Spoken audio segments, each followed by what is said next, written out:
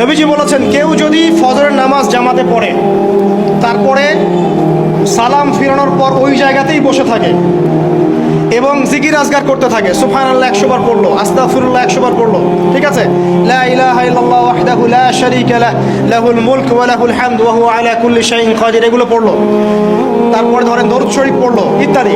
জিকির আজগার শেষ করে সূর্য উঠে যাওয়ার পরে সে যদি 2 রাকাত নামাজ পড়ে, মাত্র 2 রাকাত, সে ফিরে যাবে একটা কবুল হজ, একটা কবুল ওমরার নেকি নিয়ে ফিরবে ইনশাআল্লাহ।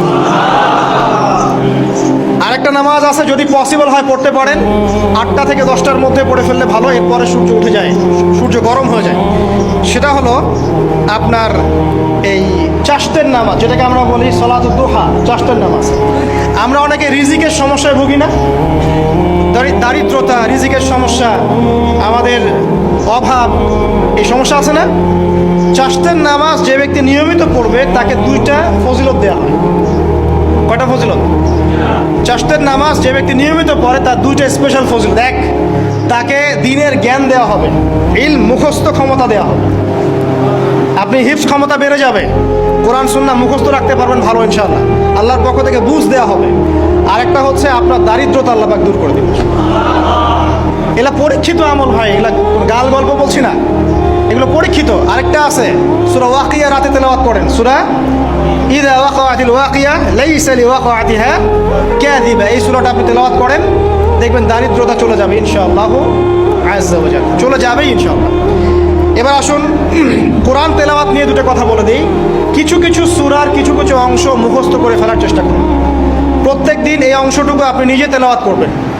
ফর এক্সাম্পল, সূরা বাকারার প্রথম 5টা আয়াত, তারপরে আয়াতুল কুরসি 255 নম্বর আয়াত, সূরা বাকারার শেষের 3টা আয়াত, সূরাতুল আলে ইমরান শেষের 10 আয়াত, সূরা কাহফ প্রথম 10 শেষের 10, সূরা মুমিনুন শেষের 65টা আয়াত, সূরা তাওবার শেষ পৃষ্ঠা, সূরা আহজাবের শেষ পৃষ্ঠা, সূরা ফালাক, সূরা নাস, সূরা ইখলাস, সূরা কাফিরুন, সূরা জিন এর প্রথম 10টা 20টা আয়াত, এছাড়া আরও সূরা হাশর শেষের 5-7টা আয়াত। এগুলো মুখস্থ করে ফেলেন, প্রতিদিন এগুলো আপনি চর্চা করুন, পারবেন ইনশাআল্লাহ। প্রত্যেক দিন যদি কোরআন তেলাওয়াত করেন একটা নেকি আছে, একটা ফজিলত স্পেশাল, সেটা হলো কোরআন কিয়ামতের মাঠে আপনার পক্ষে সুপারিশ করবে। আর কোরআন যার পক্ষে সুপারিশ করবে ইনশাআল্লাহ তাআলা সে জান্নাতে চলে যাবেই ইনশাআল্লাহ। আর কোরআন যার বিপক্ষে সুপারিশ করবে তার কি জান্নাতে যাওয়ার কোনো সুযোগ আছে ভাই? আল্লাহ বোঝার তৌফিক দেখ, আমিন।